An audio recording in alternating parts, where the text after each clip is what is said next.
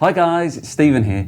If you've got available $20,000 to $36,000 for a property investment and you want to make between £300 and £700 per month, then stick around to the end because I'm going to be showing you 5 of the best postcodes where you can make these types of returns. If you don't have that right now, this may be the motivation you need to help kickstart your savings plan.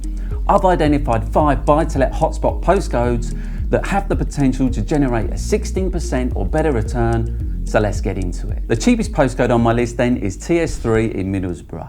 I'm using a service called Property Data that enables me to fast track my ability to find these high yielding postcodes and check out other demographic data to determine if this is the right postcode for my type of investment strategy. Because I don't want stuff that's in high crime areas or low population or low tenant demand. So looking at the postcode data then on the Property Data website, I use these filters. Average asking price less than £150,000, population's greater than 5,000, and we've got a 3-year potential forecast of over 0%, which means I don't want to be losing any money over the next 3 years. So our first postcode on the list was TS3 in Middlesbrough, which is this line here. So we can see that TS3 has an average asking price of 85 grand. The rent is averaging at around 538. It's got a 7.5% yield, 15% growth, 275 out of 1,000 in crime, just under 30,000 in population, and we've got the stock there for the rental and the private. So if we just want to have a quick look at the local area, this is what that postcode looks like in Middlesbrough. So if we look at the numbers then on this particular postcode, we've got, say, the purchase price of 85, legals of 1,000, stamp duty 2.5. So the total cost is 88.5 roughly. We're saying that we're going to get an 80% buy-to-let mortgage, so that's going to enable us to leverage our money and get a mortgage for around 68 grand, assuming we get the average price in this postcode. We then need cash available of around £20,000, £20,550 to be exact. That's if your legal fees are around £1,000, which you might be able to negotiate that down. So we're then saying that our income is around that 530, that's the average for that postcode. We're going to be able to get a mortgage at 3.24% over 5 years fixed rate, which will be £183.60 based on borrowing 68 grand. Therefore, our cash flow is going to be over £300 per month. It's going to be £346 per month. And that's going to give us a cash on cash return of 20%. My second buy-to-let hotspot postcode is CF37 Pontypool in Wales. It has a good entry price point with the average price being around £146,000 and it's got good yields.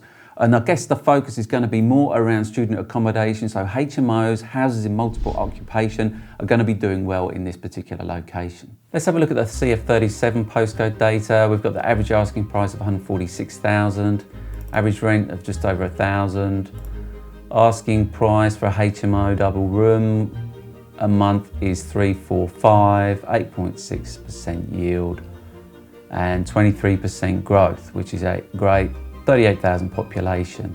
And just so you can get an idea of what that looks like, this is the postcode area, and you can see that it's heavily around that university area there where most of the data that they're getting from there. So looking at the numbers then to buy in CF37, the purchase price we're putting as £146,000. We've got legals and stamp duty, which takes our total cost to £151,800. We're saying we're going to leverage our money and get an 80% buy-to-let mortgage. That will give us £116,800. Then that means that the cash that we'd need to make this purchase is £35,000 down. We've got the potential of generating £1,000 per month in this area. So then after our mortgage costs of £315 and 36p, our cash flow is going to be £685, which leaves us a cash on cash return just over 23%. The next postcode is NE6 in Newcastle, and this has the highest yielding postcode based on the average price that you can achieve and the average rent you can achieve in this particular postcode of nearly 9%. This area again has a student bias, and HMOs are going to be doing well in this particular area. NE6, which is Newcastle, the average asking price there is £141,500. The rent is just over 1,000 again. The rent per HMO double bedroom is $384, averaging a month, just under 9% yield. It's got some growth potential, crime's acceptable, large population, good amounts of renters in the area. And just so you can have a look at what that postcode looks like, this is the location of it. It's just to the east of the Newcastle city centre there. So looking at the numbers for NE6, I've said that the purchase price is £140,000. With legal and stamp duty, that takes our total cost to £145.5 grand. Therefore, we're going to get a buy-to-let mortgage for 80%, which will enable us to get a mortgage for £112,000. Our cash required for this one is £33,500. The income on this one is again £1,000 per month. So after our mortgage costs of £302.40 a month, our cash flow is going to be £698 per month.